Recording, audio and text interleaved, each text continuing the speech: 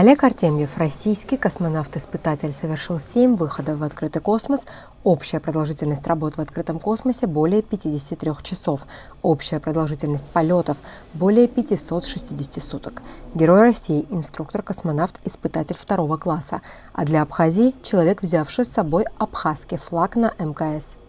Когда учитывается каждый грамм груза, который уходит в космос, почему-то он решил флаг Республики Абхазия забрать с собой. Молчал долго. Это произошло в 22 году. И вот это раскрылось с приездом наших замечательных друзей, коллег. Космонавт Артемьев рассказал, что с Абхазией его связывают в первую очередь друзья. Когда он получал 2-е высшее образование в Академии госслужбы при президенте России, среди его однокурсников были абхазы. Оттуда и появилась любовь к нашей стране.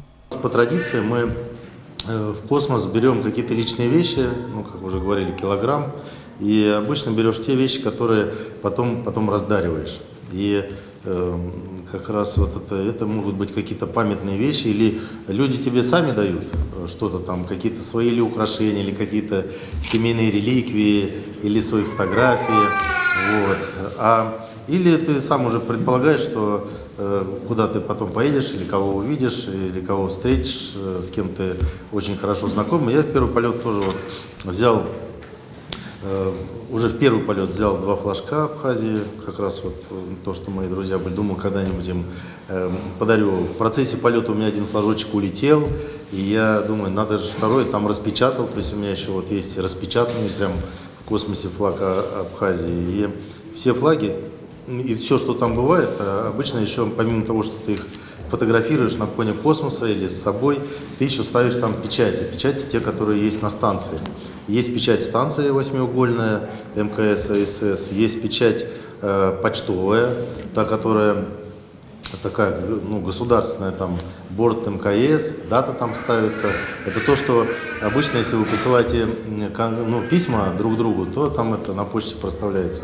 И печать российского сегмента Международной космической станции. То есть вот тот флажок, который я сегодня оставлю в библиотеке, тут как раз вот это есть печать МКС, печать прихода на станцию, это вот 18 марта, и когда мы спускаемся, 29 сентября. В рамках встречи был показан короткий фильм о космонавте Олеге Артемьеве. В нас в библиотеке на встрече с космонавтом собралась общественность, молодежь. Многих интересовал вечный вопрос из детства – как стать космонавтом? Отбор идет, и, конечно, это хорошо, что свозил флаг Абхазии, но было бы здорово, если бы представитель Абхазии сам бы свозил бы и привез бы свой флаг в космос, прилетел бы, рассказал бы. Поэтому можно сказать, что сегодняшней встречей и сегодняшним таким днем мы закладываем базу как раз насчет этого. Вот этот отбор, который будет в этом году, вы можете не обязательно постоянно здесь жить и попробовать полететь в космос. Много же абхазов, те, которые уже давно закончили институты, давно работают где-то или в России, или в других странах, или в самой Абхазии, или там или моряки, или биологи, или там еще где-то в институте работают. Можно попробовать сейчас и сегодняшним днем сделать такой старт тому, чтобы вот человек с Абхазии полетел в космос. И можете и друзей своих позвать, и предложить им. Главный специалист административного департамента госкорпорации «Роскосмос» Алексей Чувильский рассказал, что подход к отбору потенциальных космонавтов меняется.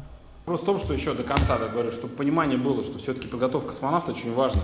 И сейчас, вот, готовился 10 лет 11, сейчас ребята пришли в отряд, и сейчас немножко поменялась позиция Роскосмоса вообще к подготовке, к набору.